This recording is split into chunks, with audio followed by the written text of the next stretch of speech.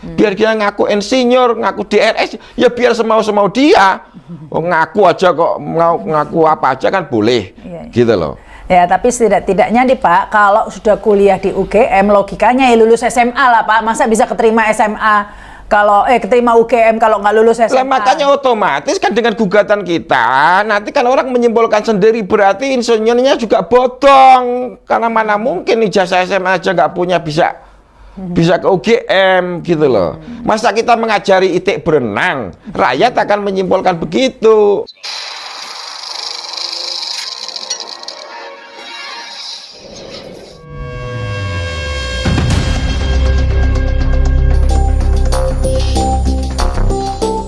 Sekarang kita beralih ke materinya ya.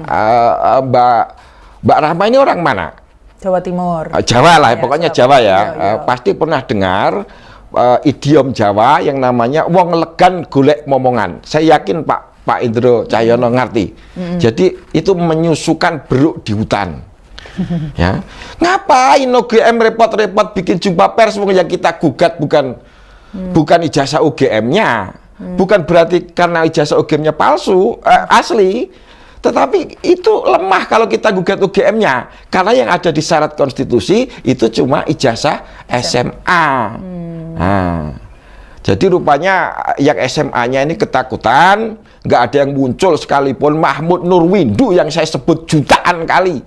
Yang jelas-jelas kesaksiannya palsu, dia nggak pernah sebangku, ngomong sebangku, gitu loh. Oh, jadi Pak Mahmud ini mengaku teman sebangkunya Jokowi. Iya kan, dokumennya ada di mana-mana. Saya sebangku sejak kelas 1, 2, 3, Jokowi ranking 1. Kalau saya contekin nggak boleh, ya itu. Itu Mahmud itu bohong semua. Oh, nggak kemana sekarang Mahmud itu? Mahmud jadi komisaris, Mbak Rahma, komisaris petrokimia. Mungkin karena teman sebangku, Pak. Ya, masalahnya bukan teman sebangku, dianya ya karena bohong itu, gitu loh.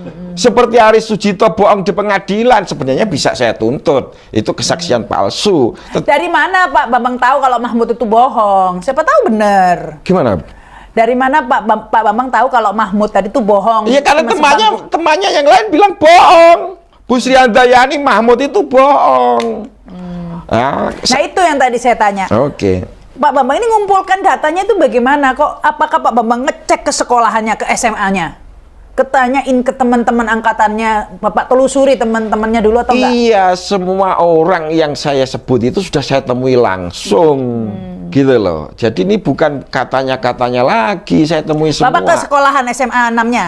Tentu saja tidak, karena semua di sana sudah TKP itu sudah acak-acakan. Gitu loh. Jadi Bapak nggak ngecek mestinya dokumen Bapak? Saya dapat dokumennya yang buku Indo walaupun tidak datang ke sekolahan. Lah ini dari mana? Lah ini kan triknya wartawan. Nah, gitu. Buku Indo apa itu yang? Buku Indonya itu yang Joko Wahyudi itu. Yang diakui Pak Jokowi itu. Nanti saya tunjukkan deh. Maksudnya setelah off air ya supaya tidak ada banyak waktu. Iya. Terus lanjut lagi setelah itu soal konpres tadi. Ya, konpres tadi, wong legan golek momongan itu kurang kerjaan UGM. Jadi mereka kayaknya dipaksa Pak Jokowi, ya toh, supaya kita perang urat saraf seolah-olah yang ngomong rektor, doktor, itu kan sudah otoritatif gitu. Padahal jauh panggang dari api, yang kita tanya apa, yang dijawab apa gitu loh. Ya kan? Jadi yang diharapkan Pak Bambang ini klarifikasi dari kepala sekolah SMA 6. Betul, yang saya sebut nama-namanya itu, teman-temannya yang saya sebut itu Mahmud, Bu Sri Handayani. Terus yang temannya kelas 1 yang ngomong Pak Jokowi nggak naik kelas 2 kali itu namanya Suryo Atmanto. Sekarang komisaris PT Bukit Asam, ya anak perusahaannya. Sigit Haryanto, para rombongan pembohong ini supaya konferensi pers supaya bisa saya bantah, gitu loh. Lah yang UGM kok tahu-tahu muncul itu apa urgensinya, gitu loh. Karena mereka nggak kita gugat di dalam dalam gugatan kita melawan hukum. Pak Jokowi ijazah UGM-nya palsu pun nggak ada masalah secara konstitusi. Ya tapi pidana, Pak. Gimana? Pidana. Pidana kalau menyangkut presiden bisa dideponoring Jaksa Agung. Hah? Iya loh. Ini bodoh kalau kita menggugat ijazah UGM-nya.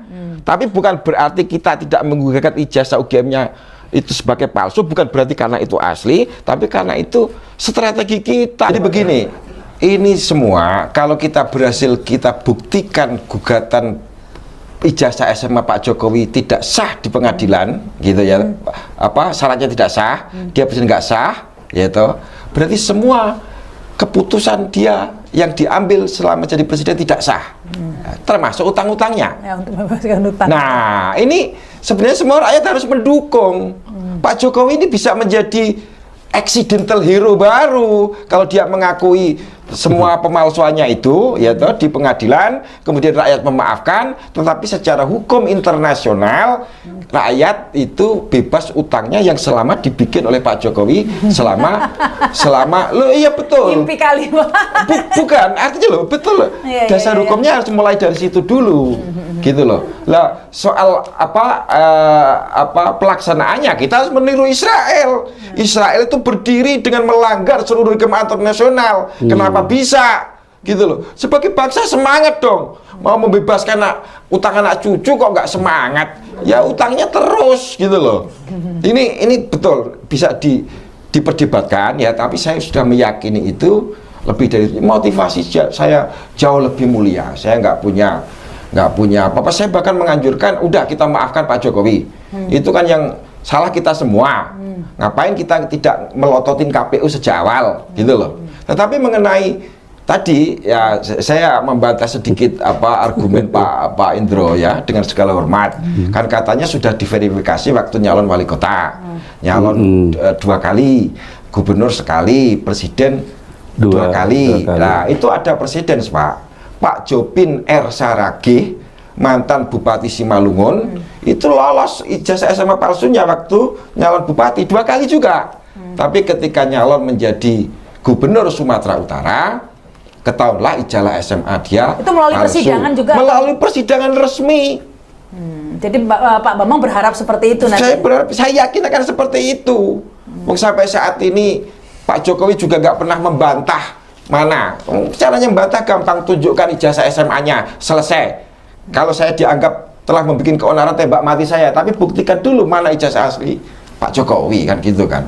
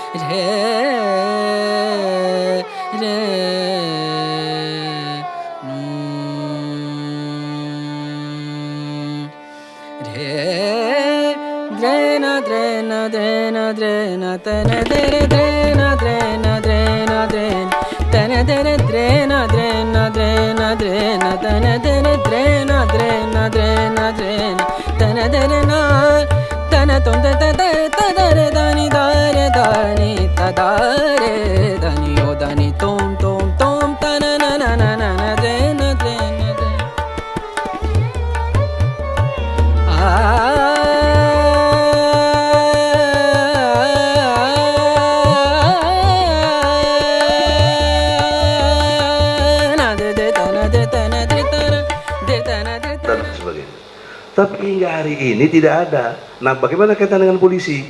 Jaksa menjawab, ya kami dapatnya begini bang dari polisi. Begitu.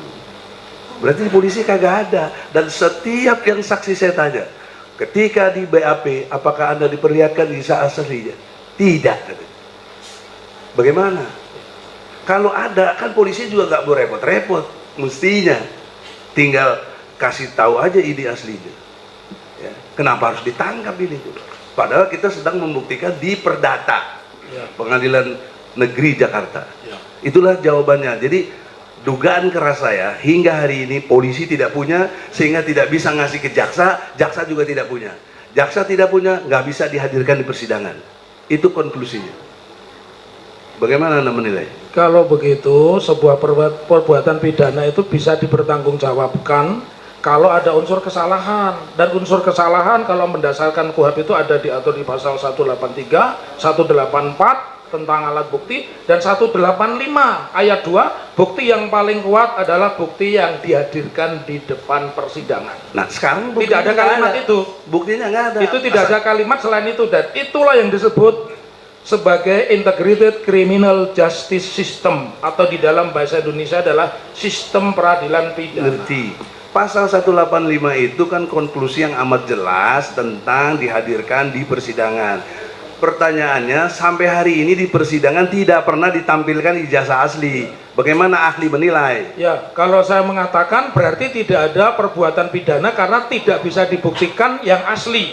Kalau Anda tanya kepada saya, itu yang menyatakan sah dan tidak sahnya persidangan ini beliau yang ada di depan kami. Begitu Saudara penasihat hukum Prof. Egy. Beliau ini yang kita muliakan, wakil Tuhan di muka bumi, kan berdasar fakta. Ya.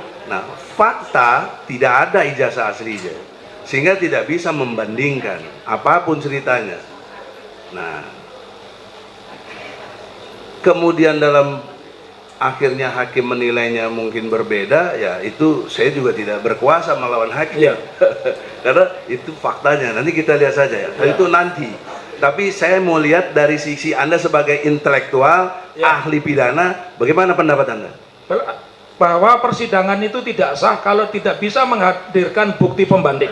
Tidak sah ya? Tidak sah. Tidak sah. Harusnya kasus case close ya. Ya. Gitu. Mekanismenya lewat putusan pengadilan, karena sudah di pengadilan. Tambah Tadi- lagi, saudara. Ya. Pasal 143 KUHP ayat 1, 2, dan 3 kita semua tahu tentang lengkapnya dakwaan jaksa, Ya. tentangnya jelasnya dakwaan jaksa, ya toh, dan tentangnya cermatnya jaksa dalam mendakwa. Apakah ahli menilai dengan tidak ada ijazah asli dibawa ke persidangan itu tidak lengkap, itu tidak cermat, itu tidak jelas dari Ya. jaksa? Kalau pendapat saya, karena itu wilayah pekerjaan jaksa, saya hanya menjawab secara akademis. Ketika kita mendudukkan seseorang sebagai terdakwa di depan persidangan, kita harus bisa membuktikan dengan segala konsekuensinya. Maka ada putusan namanya onslah, ya, ada putusan fisprah, dan ada putusan terbukti. Begitu Saudara penasihat hukum. Dari kategori frisprah, onslah, itu yang tepat buat ini siapa? Kalau seperti itu onslah. Onslah.